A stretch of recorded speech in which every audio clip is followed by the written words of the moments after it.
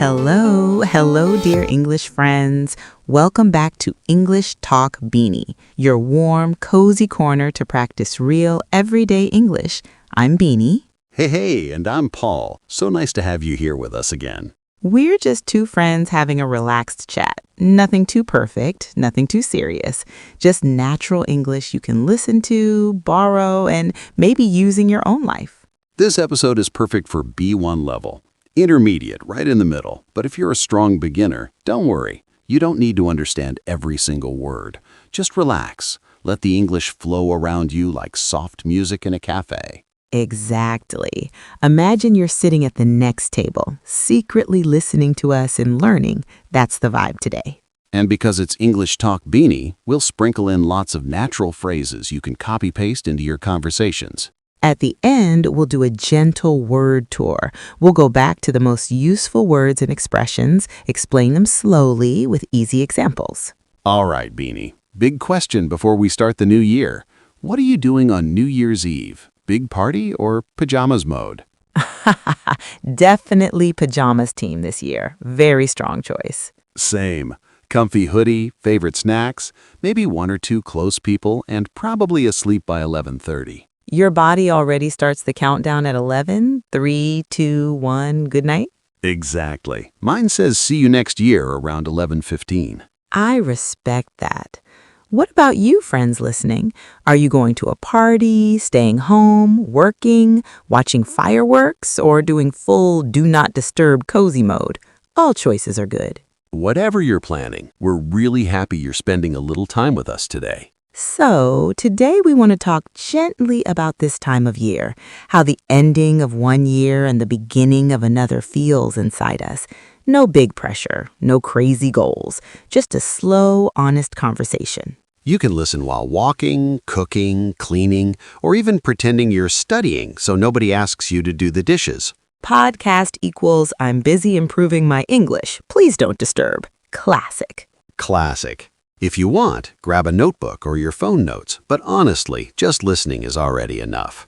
Okay, one slow breath in and one soft breath out. Nice. So, Beanie, how does this year feel for you right now, in your body, in your heart? A little tired, but also a little proud. Like I carried a heavy backpack all year, but there were some really nice things inside too. I love that image. Not just stones, some good snacks too. Yes. And you, how does 2024 feel for you? Mixed. Some days I think, wow, I did okay. Other days I think, wow, I was stressed too much. I think many people listening feel exactly the same. If someone asks, how was your year? You just answer, fine, because it's hard to explain. And then comes the pressure. New goals, new version of you, 10-year plan. And I'm here like, I'm still deciding what to eat for lunch. Same. So today, we don't want to push big plans on anyone. We just want to sit together like on a comfy sofa and remember the year slowly. Some hard parts, some beautiful parts, just honest. Maybe while you listen, you can hold one gentle question inside. How did this year really feel for me? Not how it should look, not how it looks on Instagram, just the true feeling. To make it easy, let's do 3 small questions. One hard moment that still stays in your memory. One good moment, even a tiny one. One quiet lesson the year taught you. Soft interview time. Beanie, you want to go first? Okay. One hard moment for me was a week in October when everything crashed together. Work, family messages, little problems, all at once. I felt so overwhelmed. Overwhelmed. That word again. Yes, too much at the same time, brain full, don't know where to start. I was checking my phone first thing in the morning, answering before coffee, saying yes to everything, and at night I couldn't sleep, so I just doom scrolled. We've all been there. Phone becomes the boss. Exactly.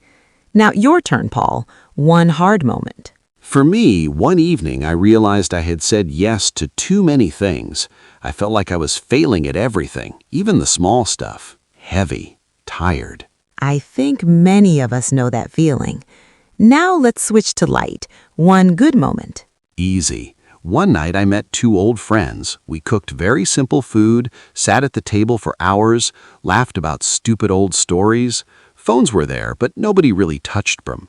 I felt really safe, really calm. That was gold. That's beautiful.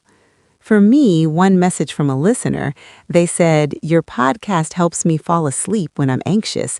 I feel less alone." I just sat there smiling at my phone, small light in a busy day. Those moments matter a lot. Now, the lesson. If you mix the hard and the good, what did this year quietly teach you?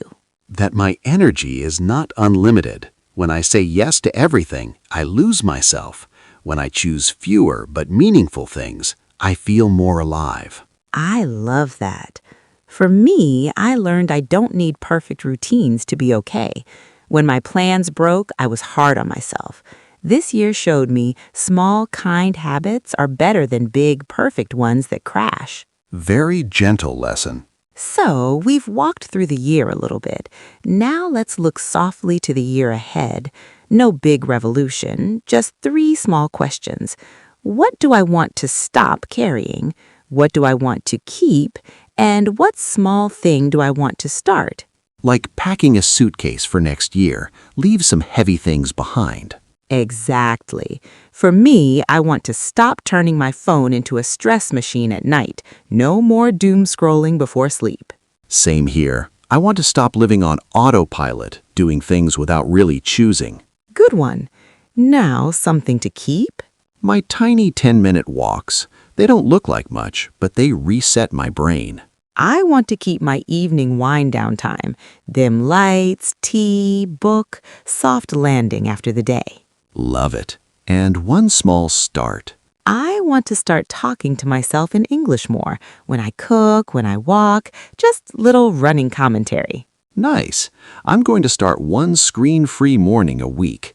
First hour, no phone. Just me and my thoughts. That sounds peaceful.